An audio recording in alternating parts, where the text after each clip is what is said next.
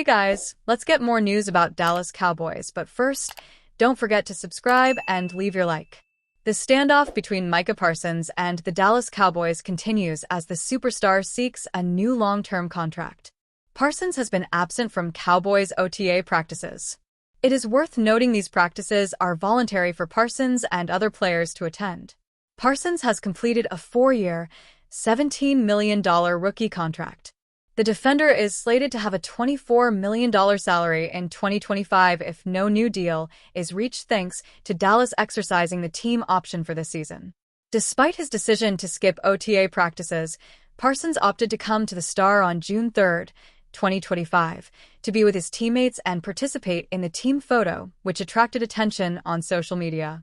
The defender briefly opted to end his holdout to be at the Cowboys facility. Micah Parsons is staying connected with Dallas Cowboys, shows up for picture day but still no deal. All DLS Clarence Hill Jr. noted in a June 3 message on X. Parsons asked the Cowboys to talk to his agent David Mulugeta. The Cowboys have yet to do that, so no progress has been made. Vice President Stephen Jones said he had nothing to report when asked about Parsons on Monday. And when questions continued about Parsons, his contract and his absence from OTAs, Jones tersely replied that he would end the interview if he received any more queries on the subject. Micah Parsons on future with Cowboys. It's in the owner's hands. Parsons later made it clear that he intends to attend next week's minicamp practices. The Cowboys superstar took to social media to explain his side of the story. "I will be there," Parsons said in a June 3 message on X. "I haven't missed a minicamp in 4 years. Even though the contract is not done, I have teammates and a playbook. I'm preparing as if I will be on the field the first week of camp. But it's in the owner's hands. I'm ready to win a Super Bowl." Longtime Cowboys reporter Ed Werder attempted to provide some context on Parsons' message. Micah Parsons pledges to attend next week's minicamp. Werder explained on X. Whether he's in training camp might be for Jerry Jones to decide. Jerry Jones on Micah Parsons' contract. Most of the issues we're in agreement on. While it is less than ideal for Parsons' negotiations to continue looming over the Cowboys season, Dallas still ultimately has control over the Star's future. The Cowboys are not going to let Parsons test the free agent waters in 2026. Dallas would simply utilize the franchise tag to retain Parsons for another season. Back in April, owner Jerry Jones painted a rosy picture of discussions between Parsons and the front office.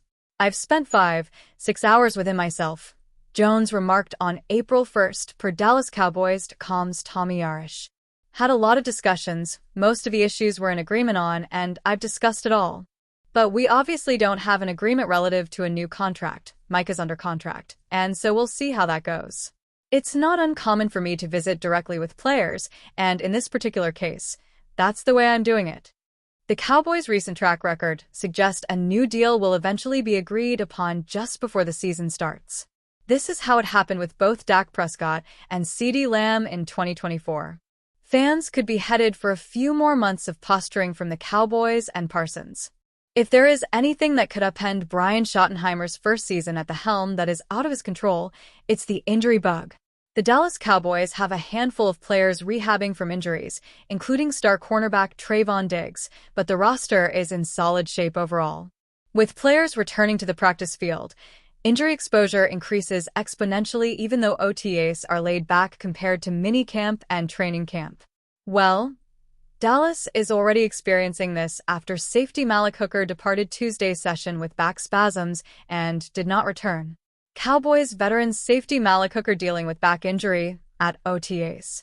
While not the worst news in the world, the Cowboys safety room has been a revolving door since off-season workouts started. Donovan Wilson has been spotted with a rehab group throughout OTAs, and Marquise Bell is working his way back from a gruesome shoulder injury suffered at the end of last season. With Hooker and Wilson both injured, Wanya Thomas and undrafted free agent Elijah Clark were Dallas' first-team safeties during Tuesday's team drills. Thomas has seen a lot of burn in the nickel cornerback position as the Cowboys look to replace longtime starter Jordan Lewis. Fortunately, Hooker's injury does not seem serious.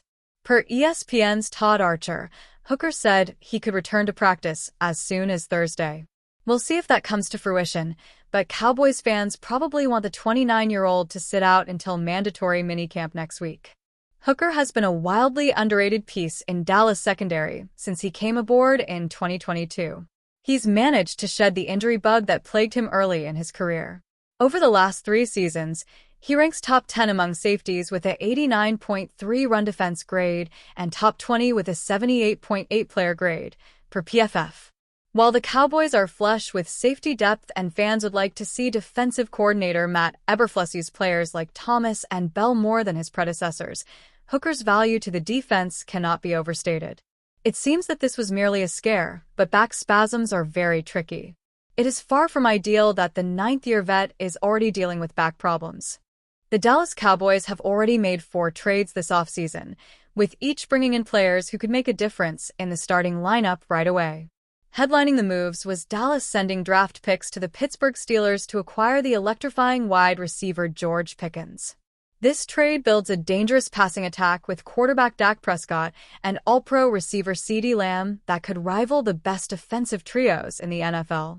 The Cowboys are expected to be done making high-profile free agency moves and go into training camp with what they have, but that isn't stopping the opportunity to fantasize another trade that could shake up Dallas' offense even more. Anthony Palacios of Last Word on Sports speculates, since the Cleveland Browns drafted talented prospect Harold Fannin and are entering a rebuild, that Pro Bowl tight end David Njoku might be made available in a trade. Njoku is entering the final year of his current contract, and despite being one of Cleveland's best players in recent years, the Browns could turn things over to the rookie if it helps their causes in ushering in a new era with their new-look quarterback room. That uncertainty under center may also lead the Browns to think Njoku would want to leave next offseason, so they could try to get value for him ahead of time if possible. Palacios lists the Cowboys as a potential trade partner, despite Dallas still having a former Pro Bowler themselves in Jake Ferguson. Last season, tight end Jake Ferguson had one of the worst campaigns in his career. He's hopeful to make a huge turnaround, even though it might seem bright after trading for George Pickens, Palacios said. However, anything could happen, and Njoku provides a lot of experience that the Cowboys could benefit from if Luke Schoonmaker can't step up behind Ferguson. Ferguson did have a down year in 2024, but there has been no chatter about the front office looking to move on from Big Biscuit. He is entering just his 4th season in the NFL and can blame injuries to himself and his quarterback for some of his inefficiency last season. While Njoku would certainly provide more experience and greater athleticism, the Cowboys likely aren't in the market to dish out any extra draft capital, if they can help it. And in comparing their 2023 seasons, the year both players made their lone Pro Bowls, Njoku's numbers are only slightly better than Ferguson's, even though the former has 5 more years of experience than the latter. The Browns' tight end finished with 81 catches, 881 yards, and 6 touchdowns. Dallas Ferguson ended with 71 receptions, 761 yards, and 5 scores, on less targets. The Cowboys are hoping their tight end bounces back with how the Lamb/Pickens duo is expected to command loads of attention and free up Ferguson's sweet spots in the middle of the field. Adding Njoku to this group could result in a crowded situation of guys demanding touches that Dallas would rather avoid under first-year head coach Brian Schottenheimer.